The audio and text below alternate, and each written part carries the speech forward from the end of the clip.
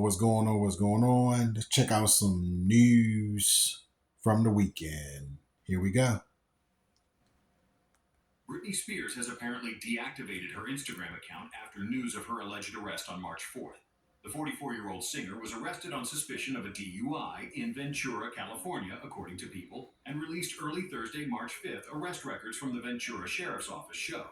People reported it was listed as a cite and release, with no probation listed, and she is due to appear in court on May 4th. Radar Online said a 911 dispatch call described a black BMW sedan swerving and speeding before Spears was pulled over and arrested. Wow, that's crazy. Hopefully things work out for Brittany, but she deactivated her Instagram account. Let's see what's going on in the update of Nancy Savannah Guthrie made a quiet return to the Today Show studio on Thursday, stopping by to see colleagues and thanking them for the support she and her family have received since the disappearance of her 84-year-old mother, Nancy Guthrie. Video obtained by TMZ shows Savannah greeting staff and crew through the studio's outside windows, hugging many of them as she spent a few moments on the morning show set. In a statement, the Today Show said Savannah personally thanked the team for all the love, prayers, and support, and for her colleagues, quote, caring about my mom as much as I do. And she also shared an emotional message with her co-workers, saying she's doing her best to stay strong. Saying, quote, I want you to know that I'm still standing and I still have hope and I'm still me. I don't know what version of me that will be, but it will be. I'm holding on to my faith. I still believe, and as my mom would say, where else would I go? She also confirmed that she does plan to return to the show at some point, though there's no specific date yet for when she'll be back on the air. Meanwhile, investigators continue to work through several developments in the case more than a month after Nancy Guthrie disappeared.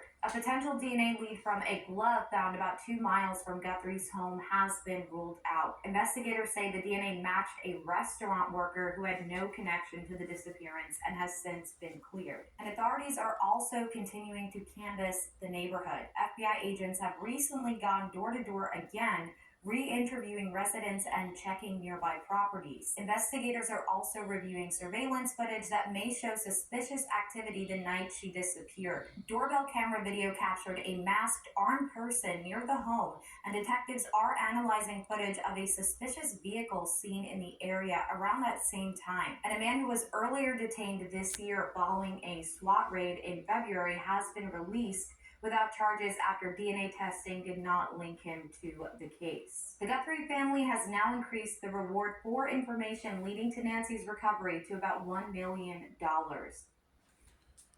I hope they find her, for real. Hopefully they find her. This is a sad situation.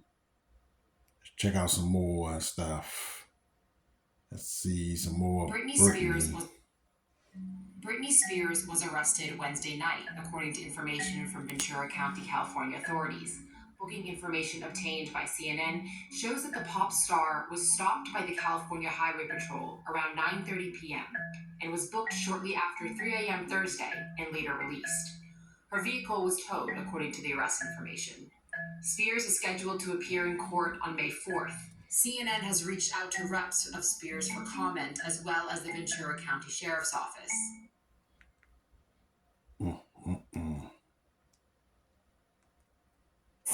Savannah Guthrie returned to the Today Show for the first time since her mother went missing. Yeah, she visited with anchors and staffers behind the scenes yesterday morning. She's been off the air, as you know, since her 84-year-old mother, Nancy Guthrie, was reported missing more than a month ago. These still photos you're looking at show Guthrie hugging her fellow anchors. The Today Show says Guthrie will eventually return to the anchor desk, but for now, she is focused on supporting her family. The Guthrie family has offered a $1 million reward for information leading to Nancy Guthrie's return. We have to talk about how difficult that had to be for her to leave Arizona, yes, where she had been since the moment her mother was reported missing, to fly back to New York. to be with her Today Show family. Right. I mean, she's been there in Tucson since that moment that she found out that her mother had likely been abducted from her home there. And let's not forget, she has a young family Yes. in New York City.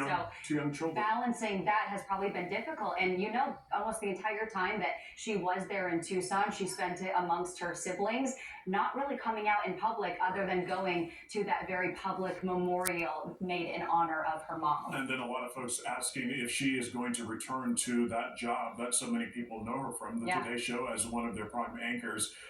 She has said that she will be returning, but they reported that they haven't given a date when she will return. Of course, we will let you know. We sure will. She's really saying, I'm going to be focused on this for now, but my intention is to come back to my job, because she said it's her home. Yeah.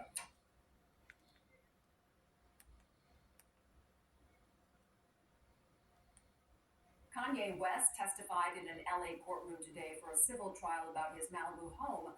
The rapper, who now goes by Ye, is being sued by his former contractor. Eyewitness News reporter Carlos Granda is live in downtown LA with the very latest. Carlos?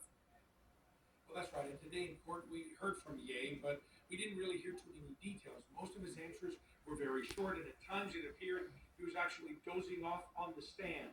Here's some video of Ye as he arrives to court this morning, dressed in all black, topped off with a long black coat. He was surrounded by security guards. He had a very serious face and looked straight ahead.